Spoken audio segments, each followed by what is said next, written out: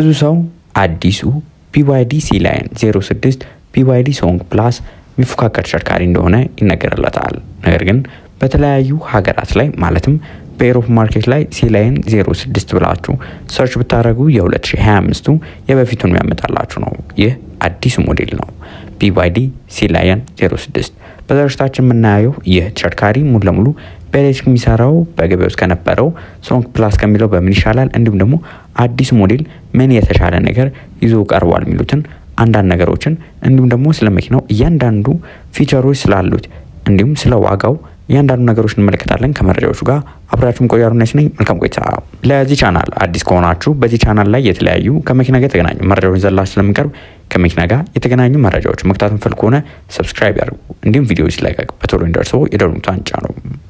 የዛሬው ቪዲዮን የሰራ ነው የዚሁ የቻናላችን ተከታታይ የሆነ ግለሰብ ይህን ተሽከርካሪ እናንተ ሪቪው ሳሰሩ መኪናውን አልገዛም ብሎ እንድንሰራ ስለጠየቀን ነው። እንግዲህ እዝጌር ያክብርልን። ዛሬ ስለ ተሽከርካሪ እያንዳንዱ ነገሮችን እንመለከታለን። BYD C-Line 06 ምንለው የተለያዩ አማራጮች አሉት። በኤሌክትሪክም አለ፣ በሃይብሪድም አለ። በኤሌክትሪክ ሆኖ ራሱ 3 አይነት አማራጮች አሉት። ይህ እንደ መኪናው ቢለያይም ማለት ነው። ከዚህ በፊት ከነበረው ምን የተሻለ ነገር ይዞ መጥቷል ከተባለ የተለያዩ የተሻሉ ነገሮችን ይዞ መጥቷል። የመጀመሪያው ነገር የመኪናው የተሻለ ቢውልድ ኳሊቲ ማለትም መኪናው የሚሰራበት ኳሊቲው የተሻለ ሆኗል። መኪናውን በሚያመርቱበት ጊዜ የተሻለ ኳሊቲ እንዲኖረው አድርገው ለገበያ አቅርበውታል።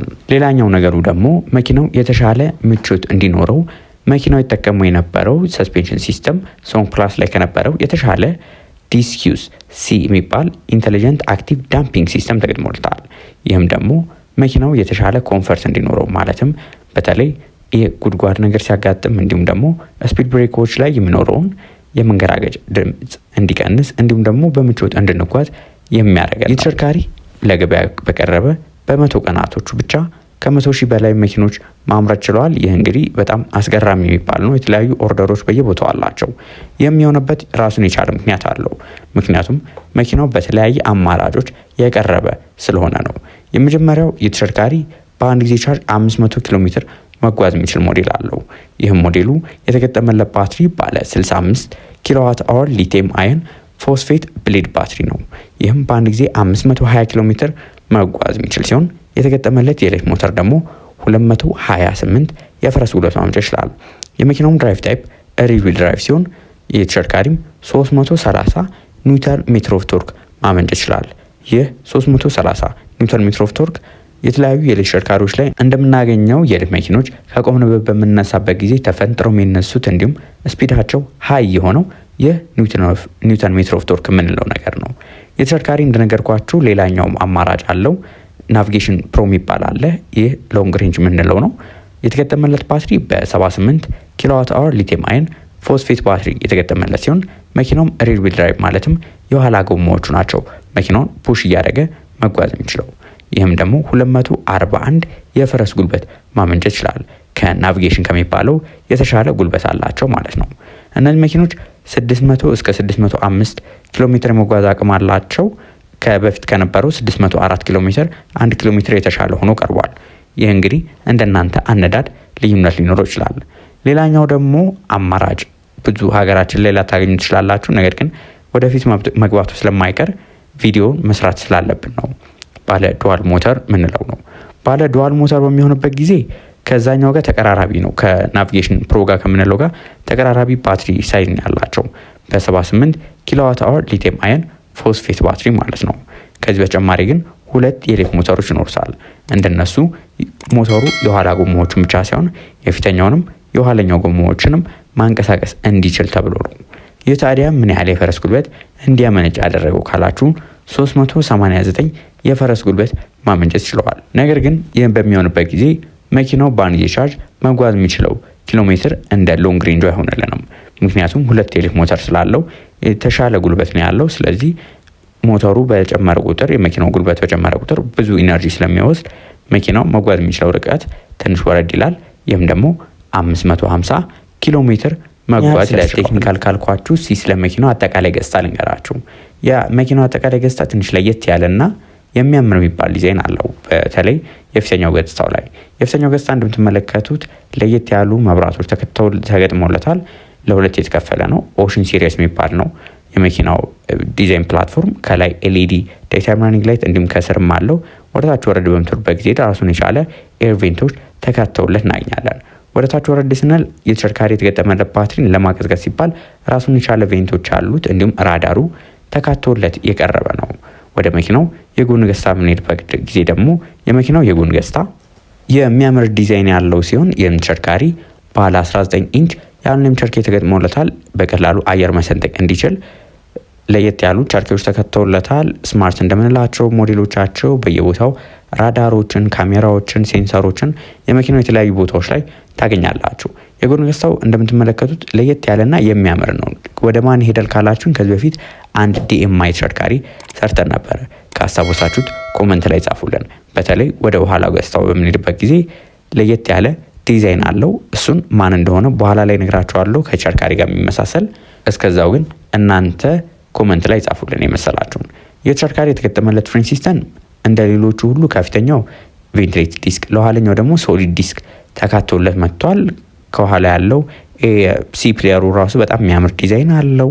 የመኪናው የኋላ ገጽታው ላይ ለየት ያለ መብራቶች ተካተውለታል። ሲላይን 07 ከሚባለው ጋር ተቀራራቢ የሆነ የኋላ መብራት ዲዛይን አላቸው። ከዚህ በፊት በአካል ተገኝተን የሰራ ነው አለ መመልከት ይችላላችሁ። ሲላይን 07 እነዚህ ተሽከርካሪዎች በዲኤምአይም በኤሌክትሪክም ይመጣል። ዲኤምአይ ማለት ሃይብሪድ ነው። ይህ የምንለዩበት ከኋላ ኢቪ ወይ ደግሞ ዲኤምአይ የሚለውን አይታችሁ ገና ኮፈን ሳከፍቱ አይታችሁ መለየት ይችላላችሁ። ከመሬት ያለው ከፍታ ጥሩ የሚባል ነው። ከሶንግ ፕላስ ጋር ተቀራራቢ ነው። ያን ያህል በጣም የተለየ አይደለም። የተለየ ከፍታ እንዳጠበቁ ተቀራራቢ ናቸው። ግን የመኪናው ሰስፔንሽን ከሶንግ ፕላስ ይልቅ የተሻለ ኮንፈርት እንዲኖረው ተደርጎ ዲዛይን የተደረገ ነው። ወደ መኪናው ውስጣዊ ገጽታ በምንገባበት ጊዜ የመኪናው ውስጣዊ ገጽታ በጣም ለየት ያለና የሚያምር ዲዛይን አለው። ወንበሮቹም ጥሩ የሚባል ኮንፈርት ያላቸው ናቸው። ምቾት ያላቸው ወንበሮች ናቸው። ኤሌክትሪካሊ አጀስተብል ናቸው። እንዲሁም ማሞቅ እንዲሁም ማቀዝቀዝ ይችላሉ። ይህ እንግዲህ እንደ ትሪም ሌቭሉ ነው። እንደ ሌሎቹ የተሽከርካሪዎቹ በሙሉ የተሽከርካሪ ላይ በዛ ያሉ ፊቸሮች ተካተውለታል። ከእነዚህ መካከል አዳፕቲቭ ክሩዝ ኮንትሮል እንዲሁም ደግሞ ከፍ ያሉት ላይ ሌን ቼንጅ አሲስት እነሱን የመሳሰሉትን ይዞላችሁ ቀርበዋል። የተሽከርካሪ ላይ የተገጠመለት ድራይቭ ዲስፕሌይ በሳይዟ መካከለኛ የሚባል ነው። እዛ ላይ የተለያዩ ፊቸሮችን መጠቀም ትችላላችሁ። ከቢዋይዲ ሶንግ ፕላስ ላይ የምታገኙት ጋር ተቀራራቢ ናቸው። ማርሻቸው የተሽከርካሪ እንደና አዲሶቹ ዩዋን አፕ የ2025 ተሽከርካሪዎች ከጀርባ ነው የምታገኙት፣ ከመሪው ጀርባ። እንግዲህ እንደዚህ አይነት ማርሾች የምትወዱ ሰዎች እዚህ ላይ ታገኙታላችሁ። የመኪናው የኋላ ካሜራዎቹ፣ ሌሎቹ ነገሮቹ የተሻለ ተደርገው ቀርበዋል ከሶንግ ፕላስ አንጻር ማለት። በቀጣይ ወደ ዋጋው ከመግባታችን በፊት ግን እነዚህ ተሽከርካሪዎችን የምታገኙባቸው የተለያዩ ቦታዎች አሉ። መኪኖቹ ዛሬ የነገርኳችሁ ፕራይስ አቬሬጅ ነው የምነግራችሁ። ከዛ በፊት ግን ለዚህ ቻናል ላይ አዲስ ከሆናችሁ እኛ ከአውቶሞቲቭ ማማከር በተጨማሪ የቻርጂንግ ኢንስታሌሽን እንዲሁም ደግሞ የመኪና ኢንስፔክሽን እንሰራለን። በዋነኝነት የመኪና ፍተሻ፣ ምክንያቱም ብዙ ተሽከርካሪዎች በሚገዛበት ጊዜ የተሽከርካሪ 00 ነው ተብሎ ወደ 500 ጊዜ ቻርጅ የተደረገ ተሽከርካሪ ያጋጥሞናል። በኪሎ ሜትር ኦልሞስት ከ10,000 በላይ የተነዱ የተሽከርካሪዎች ኪሎ ሜትራቸው እየተተረተረ ለገበያ እየቀረቡ እያጋጠሙ ነው። ቦዲ ላይ የተለያዩ ስራዎች የተሰሩላቸው ተሽከርካሪዎች እያጋጠሙን ስለሆነ ከእንደዚህ አይነት ነገር ለመዳን እንዲሁም መኪናችሁን ያለ ሀሳብ ገዝታችሁ መጓዝ የምትፈልጉ ከሆነ ስክሪን ላይ በምትመለከቱ ስልክ ቁጥር ይደውሉልን። ያላችሁበት ቦታ መተን ፈትሸን እናስረክባችኋለን። እኛ ስንፈትሽላችሁ ከሌሎቹ ለየት የሚያደርገን ነገር ተጠያቂነቱ እስከ ፍርድ ቤት የሆነ ነው። ምክንያቱም ይህ ድርጅት ነው አዶኒያስ ካር ሪቪው እና ኤንዛ አውቶሞቲቭ ኮንሰልታንሲ ኮላብ አድርገን እየሰራ ነው ያለነው ስራ ስለሆነ ተጠያቂነት ያለው ስለሆነ እናንተም ያለ ሀሳብ ማሽከርከር ትችላላችሁ። ስለዚህ ስክሪን ላይ የምትመለከቱ ስልክ ቁጥር ይደውሉልን። ከእናንተ የሚጠበቀው ወረፋ ማስያዝ ብቻ ነው። እነዚህ ተሽከርካሪዎች ምን ያህል እየተሸጡ ነው ታዲያ ካላችሁኝ፣ እነዚህ ተሽከርካሪዎች በጣም ቫሪ የሚያደርግ ዋጋ ነው ያላቸው። ምክንያቱም በአሁኑ ሰዓት ላይ ያለው የገበያ ዋጋ ይታወቃል። ነገር ግን ከ6,900,000 ብር እስከ 7,100,000 ብር ይህንን ቪዲዮ በምሰራበት ጊዜ እየተሸጡበት ያለው ዋጋ ነው። ይህ እንግዲህ ከሶንግ ፕላስ ከምንለው ተሽከርካሪ ጋር ምን ያህል የዋጋ ልዩነት አላቸው ካላችሁኝ፣ ሶንግ ፕላስ ስማርት ምንላቸው የ2025 ምርት የሆኑት ሞዴሎቻቸው እነዚህ ተሽከርካሪዎች በጣም ዋጋቸው በ1 ሚሊዮን ብር ላለፉት ካለፉት ወራት አንጻር ጨምረው ከ6 ሚሊዮን 300 ሺህ ብር 6 ሚሊዮን 400 ሺህ ብር እስከ 6 ሚሊዮን 500 ሺህ ብር የሚጠሩባቸው ቦታዎች አሉ። የመኪኖቹ ዋጋ ያን ያህል ሲሆን ሲላይን 06 ደግሞ ከ6 ሚሊዮን 900 ሺህ ብር 7 ሚሊዮን እንዲሁም 7.1 ድረስ እየተጠሩ ያሉ ተሽከርካሪዎች ናቸው። ከዚህ የሚቀንስ ይኖራል። እኛ ልናገኝ የቻልነው ዋጋ ስለሆነ ነው። በቀጣይ ሌሎች ከመኪና ጋር የተገናኙ መረጃዎችን መከታተል የምትፈልጉ ከሆነ ሰብስክራይብ አድርጉ። እንዲሁም በቀጣይ ሌሎች ከመኪና ጋር በተገናኙ መረጃዎች ከምንገናኝ ድረስ መልካም ሁሉ ተመኘው።